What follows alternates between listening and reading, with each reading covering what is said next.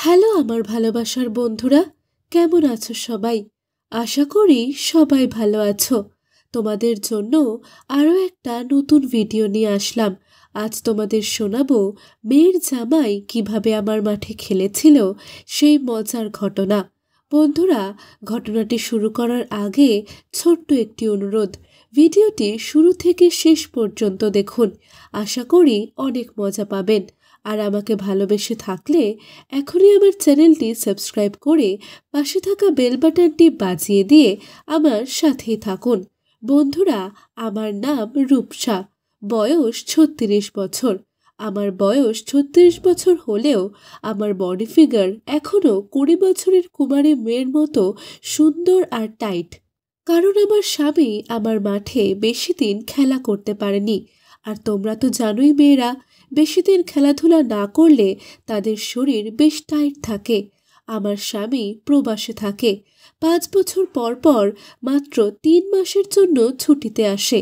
আমার স্বামী ৫ বছর পর এসে মাত্র ৩ মাস আমার মাঠে খেলা করে আবার প্রবাসে চলে যায়। এভাবে আমার চাহিদা কোনোভাবেই মেটে না, বরং চাহিদা আরও বেড়ে যায়। আমার একটা মেয়ে আছে, মেয়ের বিয়ে হয়েছে অনেক বছর হলো। আমার স্বামী যেহেতু প্রবাসে থাকে, তাই আমি কখনোই পরিপূর্ণ সুখ পাই না। বন্ধুরা, আমার পেঁপেগুলো দেখলে যে কেউ আমার মাঠে খেলতে চাইবে। আমি যখন রাস্তা দিয়ে হেঁটে যাই, তখন সবাই আমার দিকে হাঁ করে তাকিয়ে থাকে, আর সবাই আমার মাঠে খেলা করার স্বপ্ন দেখে। আমিও চাই কেউ আমার মাঠে মন ভরে খেলা করুক আর আমাকে পরিপূর্ণ সুখ দিক। স্বামী প্রবাসী থাকায় আমি নিজেকে আমার হাত দিয়ে শান্ত করি। কখনো কখনো বেগুন, শসা, গাজর এইসব দিয়েও কাজ চালাই। হঠাৎ একদিন আমার মেয়ে খুব অসুস্থ হয়ে পড়ল। তাই আমি মেয়েকে বললাম, মা, জামাইকে নিয়ে তুই আমার এখানে চলে আয়, আমি তোকে শহরে নিয়ে ভালো ডাক্তার দেখাবো। পরদিন জামাই আর মেয়ে আমার বাড়িতে চলে আসলো। আমি জামাইকে বললাম, বাবা, ও সুস্থ না হওয়া পর্যন্ত আমার এখানেই থাকুক, আর তোমার কোনো সমস্যা না থাকলে তুমিও আমাদের সাথেই থাকো। আমার এই কথা শুনে জামাই রাজি হয়ে গেল, আর পরদিন থেকে জামাই আমাদের বাড়িতে থাকতে শুরু করলো। সকাল হতেই আমি আমার মেয়েকে নিয়ে ডাক্তারের কাছে গেলাম। ডাক্তার দেখিয়ে বাড়িতে আসতে আসতে রাত হয়ে গেল। আমরা সবাই রাতের খাবার খেয়ে যার যার রুমে ঘুমাতে চলে গেলাম। আমার রুমের পাশের রুমে মেয়ে আর জামাইকে ঘুমাতে দিলাম।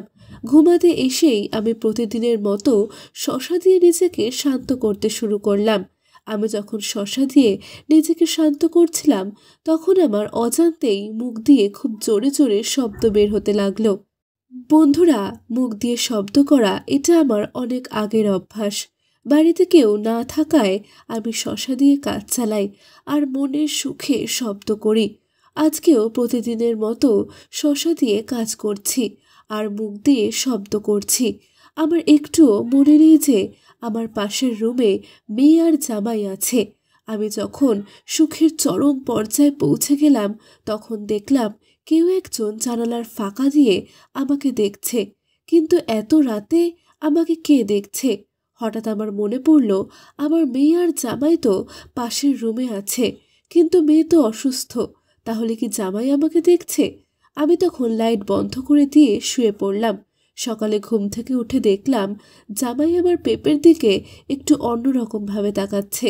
আমি তখন বুঝতে পারলাম, তাহলে কাল রাতে আমার মেয়ের জামাই আমাকে লুকিয়ে লুকিয়ে দেখেছে।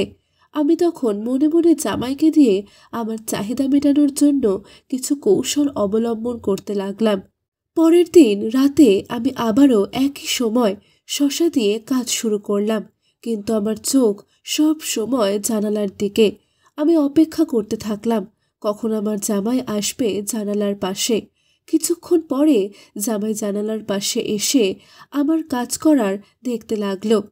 আমি তখন রুমের লাইটটা বন্ধ করে কোনো কথা না বলে আস্তে করে দরজা খুলে বাইরে চলে গেলাম আর জামাইকে ধরে ফেললাম। তারপর জামাইয়ের হাত ধরে তাকে আমার রুমে নিয়ে আসলাম। রুমে আনার পরে জামাইকে বললাম, দেখো বাবা, আমি তোমার কষ্ট বুঝি। আমার মেয়েটা এখন অসুস্থ, তাই তুমি আমার মেয়ের মাঠে খেলা করতে পারছো না, সেটা আমি জানি। আর পুরুষ মানুষ খেলা করতে না পারলে তাদের মন মেজাজও ভালো থাকে না। এদিকে তোমার শ্বশুর সব সময় প্রবাসে থাকে। তাই বলছি, তুমি চাইলে আমার মাঠে খেলা করতে পারো, কেউ জানবে না। তোমার আমার দুজনের চাহিদা মিটবে। দেখো, আমি তোমাকে জোর করব না, বাকিটা তোমার ইচ্ছা। আমার এই কথা শুনে মেয়ের জামাই বলল, আম্মা, আমি তো এই দিনটার অপেক্ষায় করছিলাম এতদিন।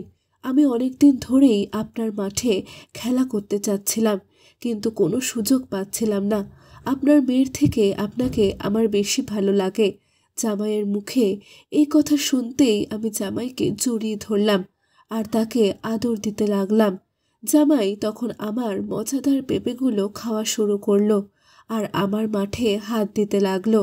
প্রায় 10 মিনিট পর্যন্ত জামাই আমার পেঁপেগুলো দলাই মলাই করলো আর আমাকে অনেক মজা করে খেয়ে নিল।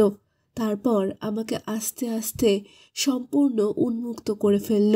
আমি আর নিজেকে ধরে রাখতে পারছিলাম না। মনে হচ্ছিল সব সুখ যেন আমার মাঝে চলে এসেছে। তাই আমি আর দেরি না করে জামাইয়ের খেলোয়াড়টা হাত দিয়ে ধরে আস্তে করে মাঠে নামিয়ে দিলাম। খেলোয়াড় মাঠে নামানোর পর জামাই তার সমস্ত শক্তি দিয়ে মাঠে খেলতে লাগলো। প্রথমবার জামাই আমার মাঠে প্রায় 20 মিনিট খেলা করলো।